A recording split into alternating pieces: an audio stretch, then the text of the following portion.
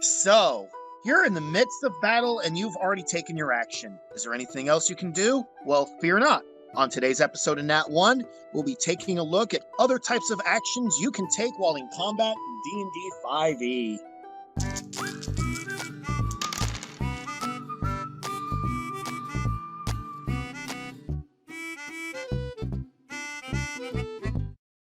Hello everyone, I'm DX Kramer.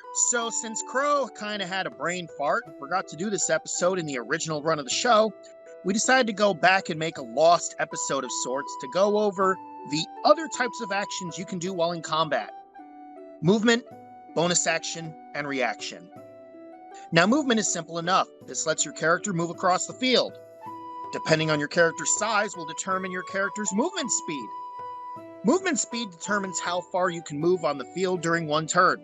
For smaller creatures like gnomes and dwarves, your movement speed is 25 feet.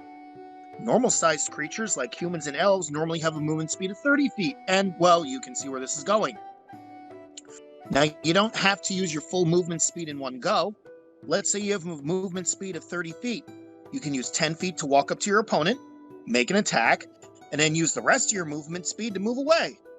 However, if you choose to move away, the enemy will have an attack of opportunity unless you use the disengage action, which, since you already attacked, cannot happen. Keep in mind, too, that your movement speed can also be increased or decreased by things such as the type of armor you're wearing, or perhaps an enchantment or status condition. On a normal board, each space or square is considered 5 feet. But maybe the area you're trying to walk in is considered difficult terrain. This may mean that what normally takes you 5 feet to cross may take 10 feet instead.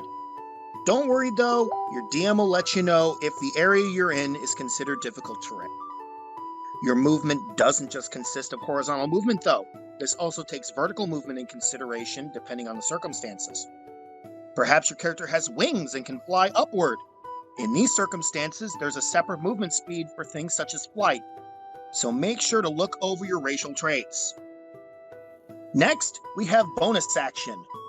There are a number of things you can do as a bonus action if the description of the action states that you can use it as a bonus action. As a common example, let's say your character is a dual wielder with 2 short swords. You can use a bonus action to make an attack with your second sword. Depending on your race and class can also determine what you can use as a bonus action as well. For example, rogues can use the disengage action as a bonus action rather than regular action, meaning they can rush in, attack, then use disengage as a bonus action so they don't get hit while they run away like the little coward they are.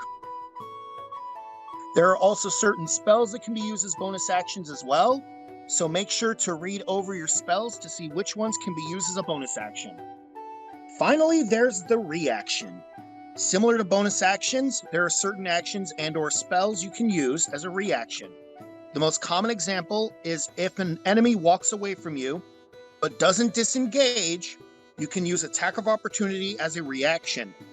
This means you get to take an extra attack on the enemy that's trying to flee. Well, that about covers combat. Join us next time as we start to look over advantage and disadvantage. Until then, make sure your enemy knows you're about to open a whole tankard full of whoop ass on them. Take care. Peace.